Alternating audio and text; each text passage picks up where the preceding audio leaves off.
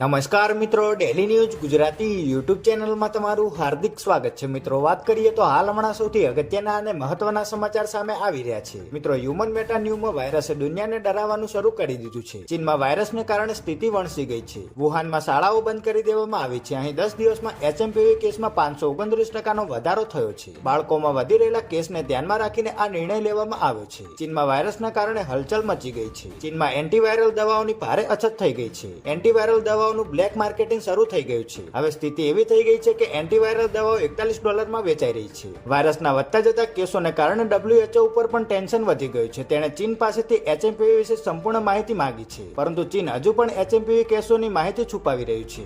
HMPV virus સમગ્ર વિશ્વમાં ઝડપથી ફેલાઈ રહ્યો છે. ભારત, મલેશિયા, જાપાન, કઝાકિસ્તાનમાં કેસ વધી રહ્યા છે. બ્રિટનમાં પણ ચેપ ફેલાઈ રહ્યો છે. ચીનના આ નવા વાયરસને કારણે સમગ્ર સ્પેનમાં અરાજકતા છે. સ્પેનની હોસ્પિટલોની બહાર દર્દીઓની લાંબી કતારો જોવા મળી રહી છે. સ્પેનના એલિકેન્ટમાં ઇન્ફ્લુએન્ઝા A ના 600 થી વધુ કેસ મળી આવ્યા છે.